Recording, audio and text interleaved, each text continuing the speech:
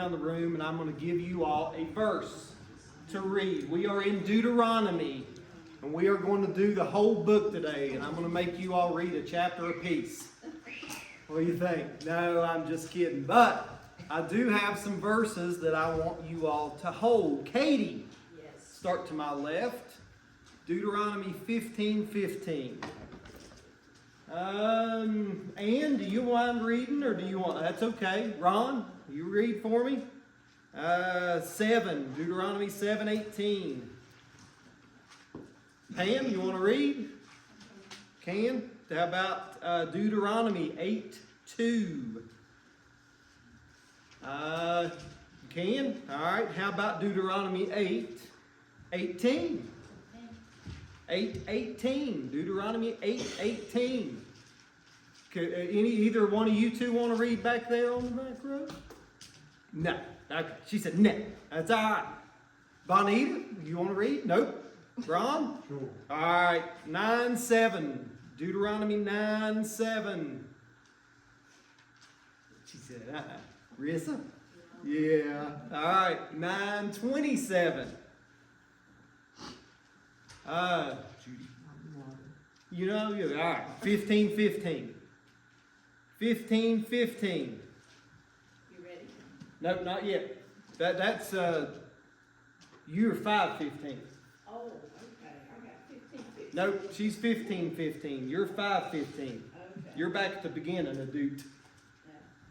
Yeah. Donnie? Sure. I'll give you 2. Uh-oh. What I give your lovely wife, you're going to do 16:3 and 12. 16:3 and 12. Mike Jones, you want to do 3, 24, 9, 18, and 22. I missed Butch Belcher. Butch Belcher, you get 25:17. I don't know how I missed you. 25:17.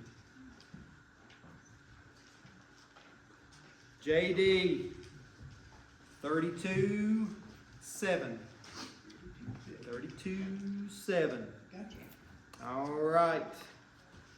So last time I taught, we were kind of tough on Moses. We kicked him around a little bit, didn't we? We kind of said, well, you know, he had some troubles there at the end, and he missed out on the promised land, didn't he? And sometimes that's kind of the focus of the end of Moses' life. I don't want to end on that note, so let's read the end of Deuteronomy.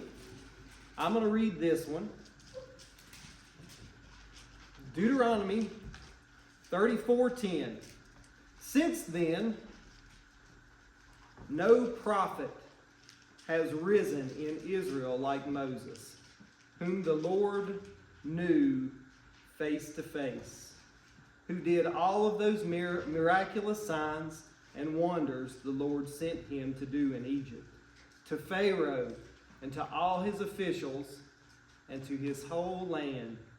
For no one has ever shown the mighty power or performed the awesome deeds that Moses did in the sight of all of Israel. So, that's a pretty good epitaph. Ron, you've lived your life, come to the end. Would you like to have this written about you? Absolutely. Absolutely. So I don't want to poo-poo Moses with his act that kept him from going in, because I would say that if you ended your life with this, no other prophet had known God face to face. Now, I told Crystal I was going to do this morning, but I'm not going to do that unless she just rolled her eyes at me. If I had a married couple who were willing, you know, Mike and Kim, if Kim was here this morning, I'd make them do it. But we could stand, me and Crystal could stand here, and we could barely touch one another. We would say we were face to face.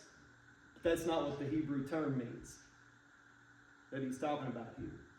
And then Crystal and I could get a little closer, and we could touch one another, and then, you know, pat each other on the back or whatever, and we could say, oh, we're face to face.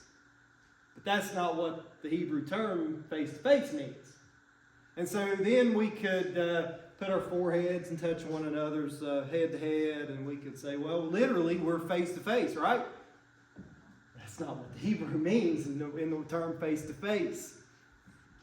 If we were to embrace one another as a married couple only could, and hug one another and kiss one another, that would be the term face-to-face.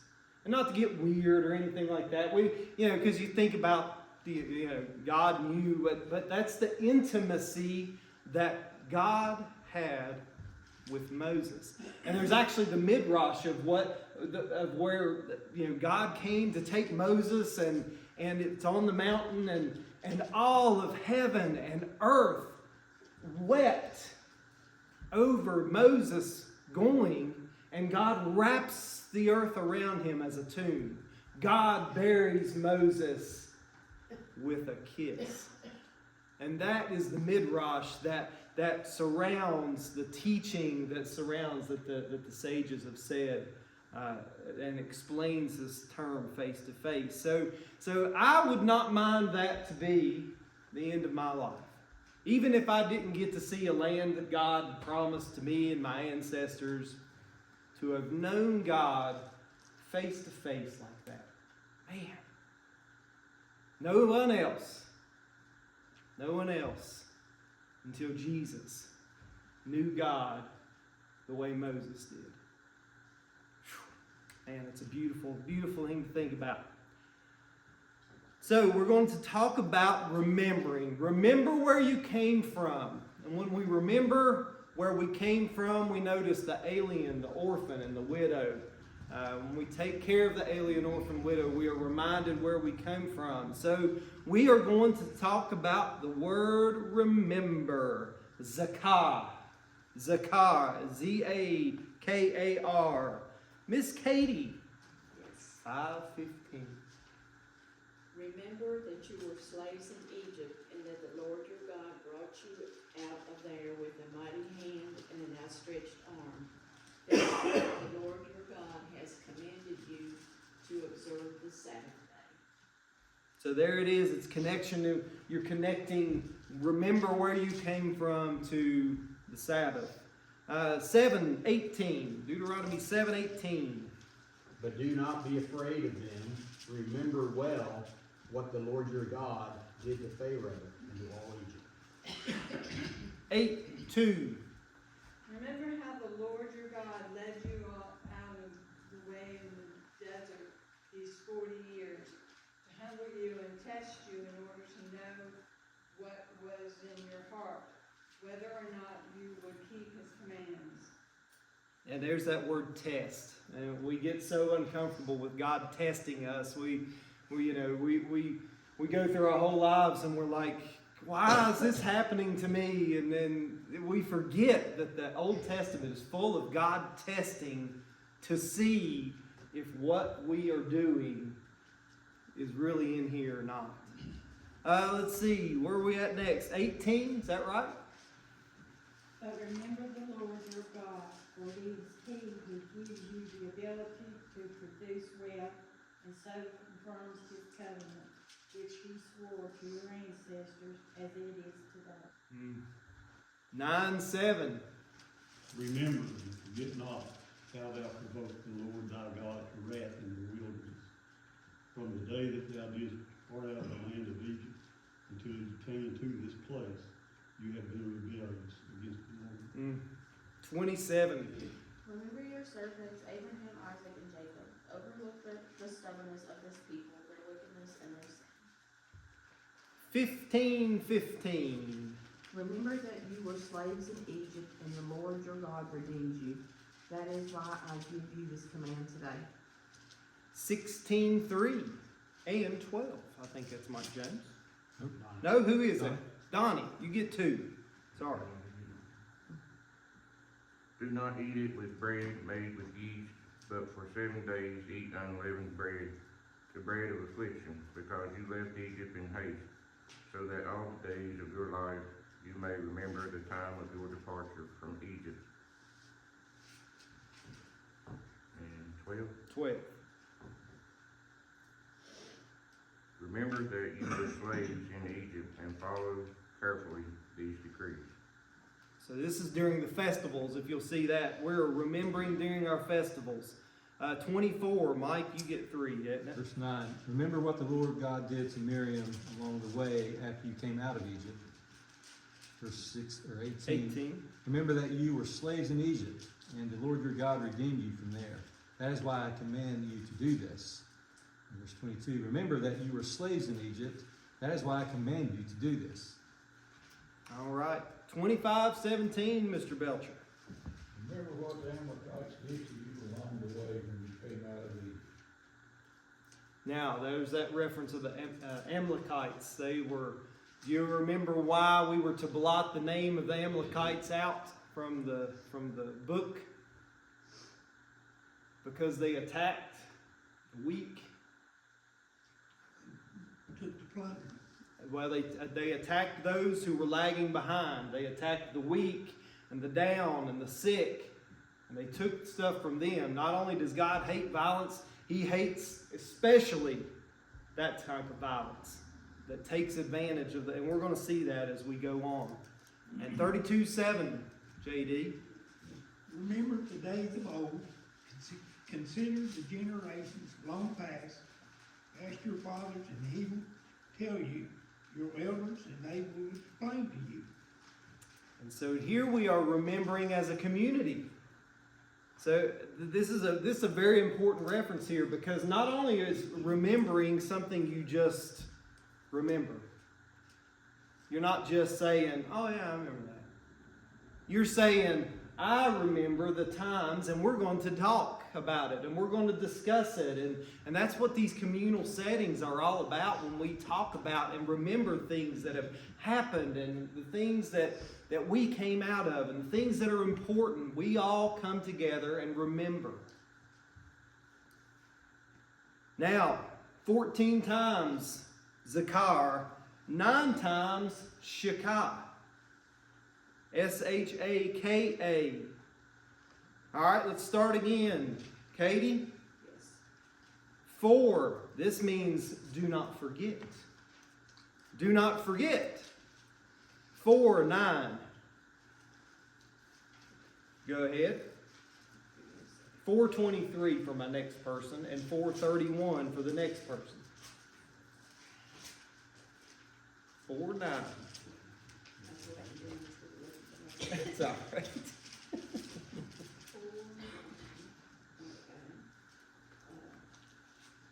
Only be careful and watch yourselves closely, so that you do not forget the things your eyes have seen, or let them fade from your heart as long as you live.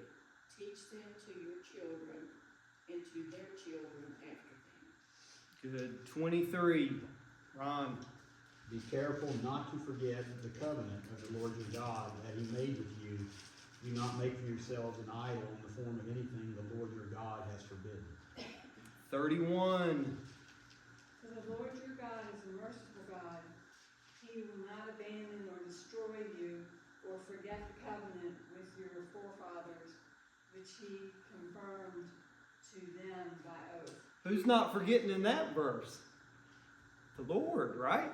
So it's also, we don't forget where we came from and what God has done for us. What else?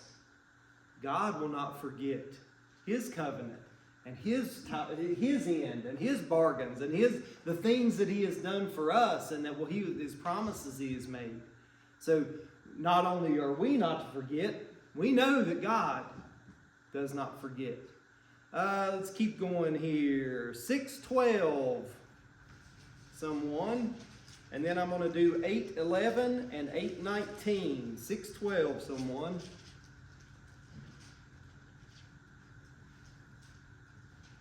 Be careful that you do not forget the Lord, who brought you out of Egypt, Yes. out of the land of slavery. Good. 8:11.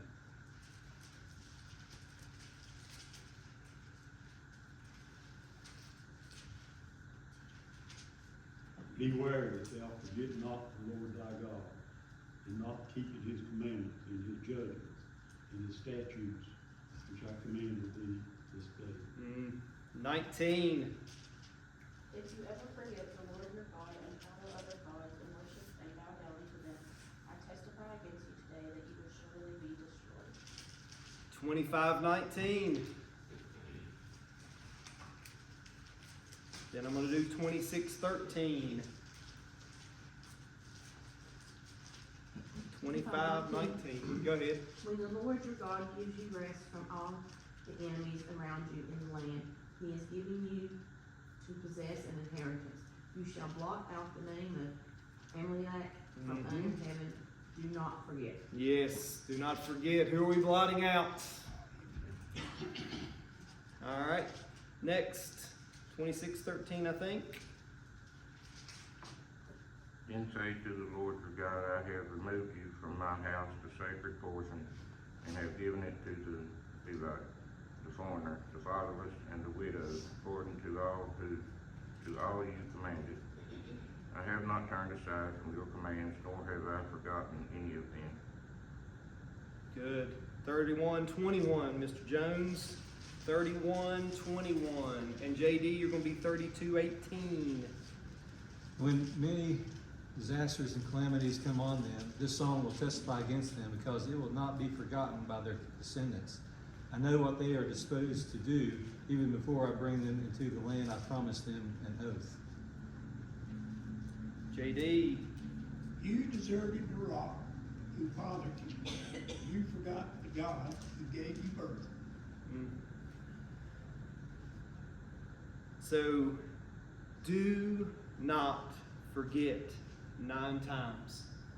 14 times we had do not, or to remember, and 9 times we have do not forget. So what's our theme to Deuteronomy, if you would care to flounder a guess of what the theme of Deuteronomy may be? Remember. We are coming to the end, and we have to remember. Now, do we have that same relationship, that same out of Egypt?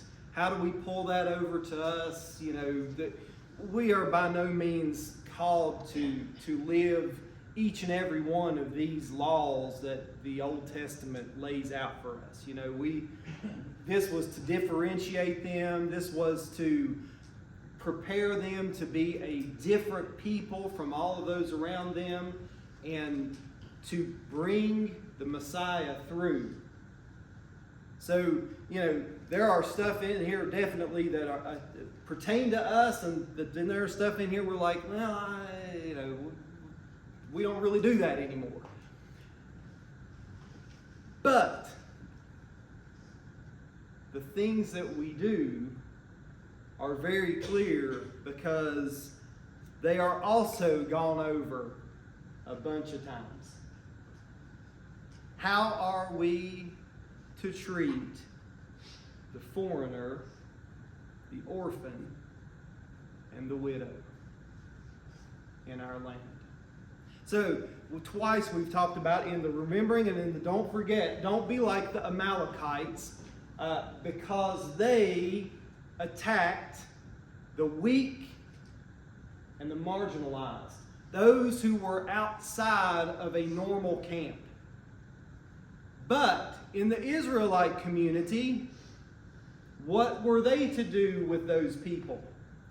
Did they trail behind? Were they like in the way back section? Because all of us, we're good, strong, we're ready to go, and we got all this youthful nature, and we're marching forward, and we're going to the promised land. But some in the back, they're a little slow, they're old, they don't have a family, they don't have the kind of people that take them along. Maybe they're not able to walk, maybe they have disabilities, and they're in the back, they're slowing us down. And that is who the Amalekites took advantage of. They attacked those that they knew they could defeat. cowards. So what were the Israelites to do with these? Well, yes, I'm glad you asked. We're going to read some more verses. I'm going to keep you all busy today. So, Deuteronomy 10:18, Miss Kate. Ron, 14:28 and 29. Butch, Deuteronomy 16:11 and then 14. 16:11 and 14. 24:17 through 22. All right. Yep. This is 10:18. 10:18. He defends the cause of the fatherless and the widow, and loves the foreigner residing among you, giving them food and clothing. Just that numbers. Yeah, that's fine. 28-29 of chapter 14, Ron. At the end of every 3 years, bring all the tithes of that year's produce and store it in your towns, so that the Levites, who have no allotment or inheritance of their own, and the foreigners, the fatherless, and the widows who live in your towns may come and eat and be satisfied, and so that the Lord your God may bless you in all the work of your hands. So this is the benefits of the first fruits. So actually when the first fruits came in, now that's the good stuff, right? That's the first of the harvest, and everyone's looking forward to what's coming in here. Part of that was to go to the foreigner and the orphan and the widow. Butch, 11 and 14 of 16. 16. Yep. And rejoice for the Lord your God at the place he will choose as a dwelling for his name. You, your sons and daughters, your male and female servants, the Levites in your towns, and the foreigners, the fatherless, and the widows living among you. Verse Be 14. joyful at your festival, you, your sons and daughters, your male and female servants, and the Levites, the foreigners, and the fatherless, and the widows who live in your towns. So this is during the festival times. This is when they're celebrating. This is when the parties happen, the communal parties where everybody gets together and they remember the Lord. They are to include the foreigner, the orphan, the widow. Let's see, who's next? We got 24, 17 through 22. Do not deprive the foreigner of the fatherless of justice, and take the cloak of the widow as a pledge. Remember that you were slaves in Egypt, and the Lord your God redeemed you from there. That is why I commanded you to do this. When you are harvesting in your field and you overlook a shittim, do not go back to get it. Leave it for the foreigner, the fatherless, and the widow, so that the Lord your God may bless you in the work of your hands. When you beat the olives from the trees, do not go over the branches a second time. Leave what remains for the foreigner and the fatherless and the widow. When you harvest the grapes in your vineyard, do not go over the vines again. Leave what remains for the foreigner, the fatherless, and the widow. Remember that you were slaves in Egypt. That is why I command you to do this. Good. That's good stuff. How are we to treat those who can't take care of themselves? Those who do not have a place. When we get to the book of Matthew, if we stay on track for what the whole book of Matthew is about what the Bible, what is the term? Mumser. The mumser. Thank you. So the mumser is the outsider. And it goes out of its way in the genealogy to list the outsiders that were, it lists women in a genealogy. You're like, what? You know, and I'm not saying that in modern terms. I'm looking back at in historical settings, women were marginalized, right? But the Bible in the book of Matthew starts to take that and it says, look at who is in the genealogy of Jesus. These are the people. These are, it mentions Rahab. What was her occupation? A prostitute. And it goes out of its way to name those who were on the outside. And God goes out of his way to include in the genealogy of Jesus those who are marginalized. Many times prostitutes were out of necessity because no one would take care of them. They either had been divorced or shunned to the outside or pushed away to where they could not eat, they could not do anything, and so what was left? What are you supposed to do? Well, in a society that takes care of the widow and those who, the orphan and the fatherless, man, so many homeless, and I'm not getting into a big debate on what's good and what's bad, but I know that like teenagers that run away from home, small, what do they almost always end up with, Crystal? They end up in some sort of prostitution. They end up in some sort of sex trafficking or human trafficking that all leads to that. Because the marginalized are pushed away because they hold us back. And a society that pushes away and a church that pushes away the marginalized and the people that hold us back. What kind? I love, love talking doctrine. I love all that kind of stuff. I believe more today in the doctrines that I believed so many years ago. But I think that on the other end of it, if we don't do these things, 1 Timothy talks about watch your life and your doctrine closely, persevere in there, and if you do, you'll save both yourself and your hearers. We see today, and like I say, we're not.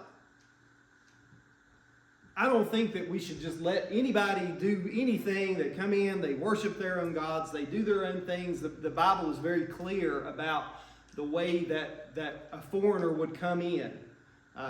He's not going to come in and set up his idol in the middle of the town, and he's not going to come in and do his own thing. But our job as a person in a community is not to shove them away, it's to welcome them. What did in the story of Sodom, what happened there? What happened to that foreigner that came into the town, those angels that came in? Well, Lot, he took them in and wrapped his arms around them and said, you come in here. And he literally sent his daughters out and gave them as a sacrifice for those men. And they said, no, that's not what we want. Lot knew to take care of the foreigner. Abraham started his whole outlook of life. We started in the genealogy of Abraham, where we found out he took to marry who? Someone who couldn't bear many children. This is the story. This is what we want to be. This is who we want to be. We want to take the marginalized. We want to bring them in. This is what the church is. This is what we are supposed to be. And this is what we are supposed to do. And so many times we're like, this is so much chaos because of this or that. And that's what taking things in like that can bring. But if we don't, somebody will. The world is looking for the marginalized. Satan is looking for the marginalized. And he will put them to good work and good use. Any comments to that?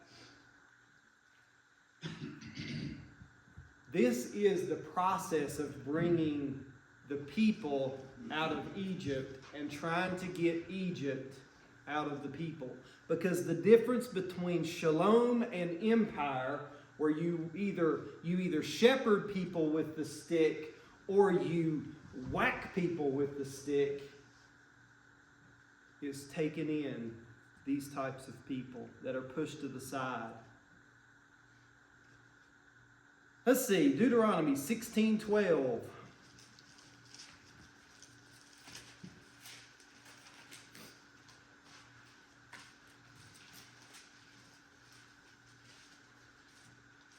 Remember that you were slaves in Egypt, and follow these decrees carefully. And then 27:19.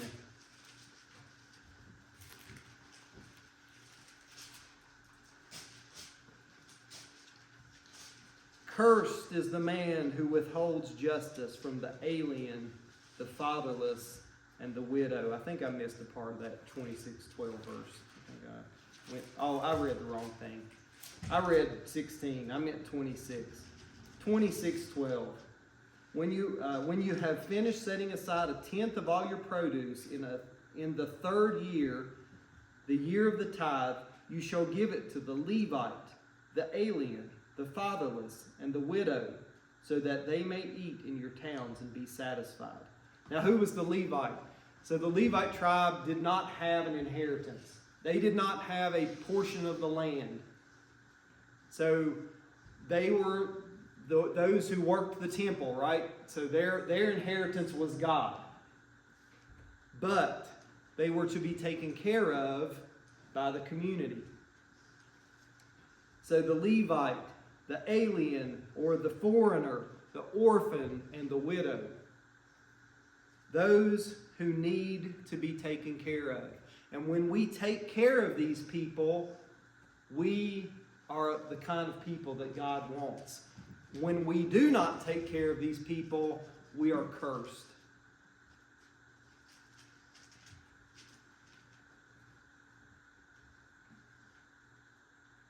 So, any comments to that? I think one of the greatest shows of worship is doing just that. You know, we get caught up in the assembly and the order and the songs and the preaching and outreach and this and that. What makes God happy is when we look after those who are less fortunate. Absolutely. It's all in how we treat it. And it's all in how we treat people. So, we've talked about a Susan vassal covenant in the past. The suzerain and the vassal. The suzerain is the one with power and authority. The vassal is the small little bitty thing that the little country. And so there's this covenant between the two. There is you will do. So the suzerain who has all the power will come in and say, "You will do everything I say." And here's how it's written: the preamble, the historical summary, the demands and the rules and the laws, the rewards for obedience, which are usually few, and because the suzerain has all the power, so you basically get protection, and we won't come in and kill y'all.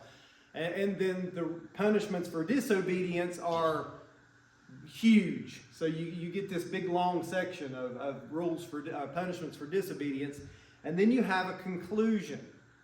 So if we look at Deuteronomy as a covenant, we have a preamble, which is Deuteronomy, the first part.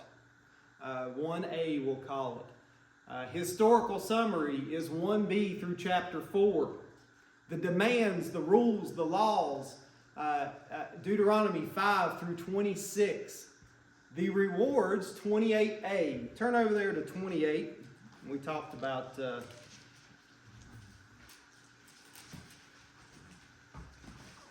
how the rules were, you have blessings for obedience, that's 28, 1 through 14. And then curses for disobedience, you have that in 15 through 64, I think, was our end verse, so 68. So you have you have 14 verses of blessings for obedience. Like we said, we're light on blessings. But then you have 54 verses of curses for disobedience. So God is just speaking to them in a way that they are used to. This is this suzerain vassal covenant. This is what they would be used to seeing. And in all honesty, yeah, there's a lot of curses there, but basically it doesn't say you will, we're going to annihilate you, we're going to do this to you, do that to you. It basically says, well, it's just not going to go well for you. So, I mean, in the list of suzerain vassal covenants, this is actually a pretty easy one. And then you have the conclusion in 32. So, why are there so many curses?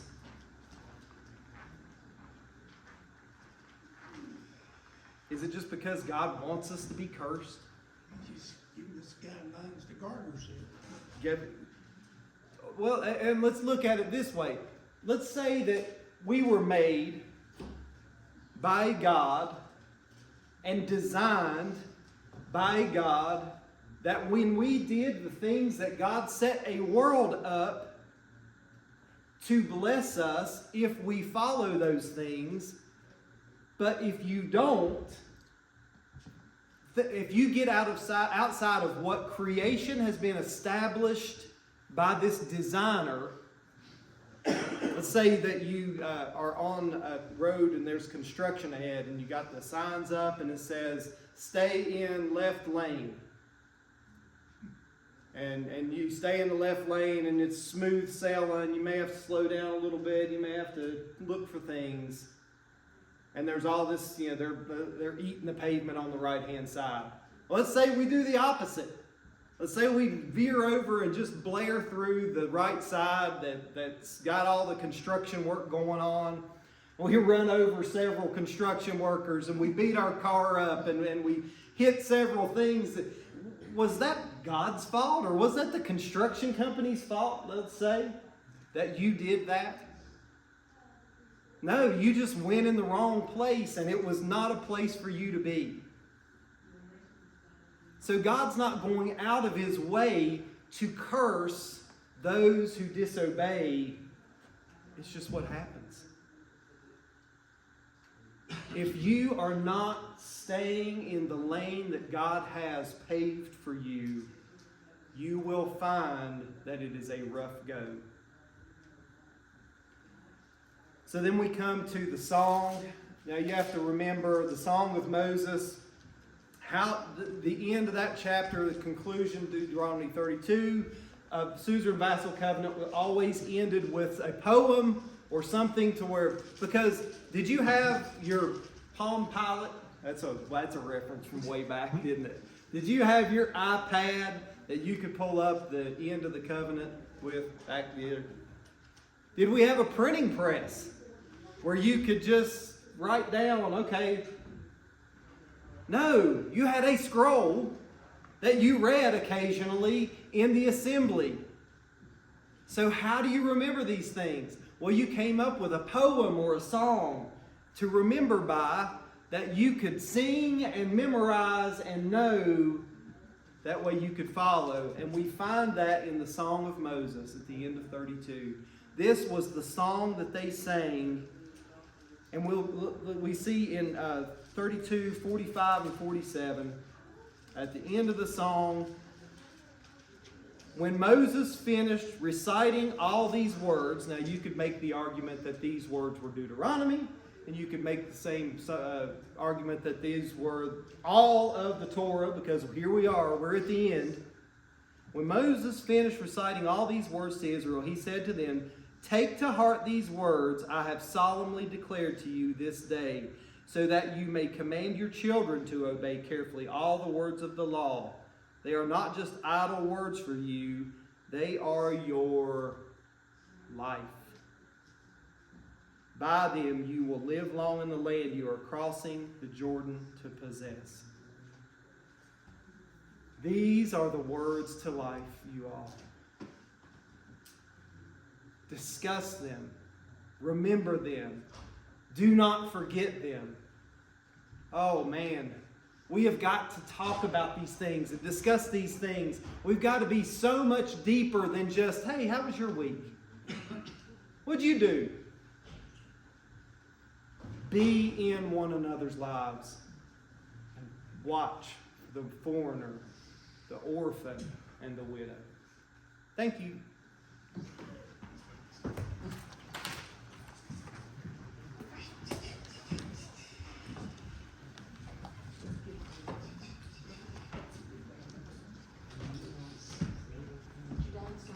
Yeah. He's coming, I think she's bringing it back. She's having time, hasn't she? Lightning? Yeah, he had a bad spell this week. I'm out on lasted 2 days and then Thank you, brother. Did you get me off? Nope.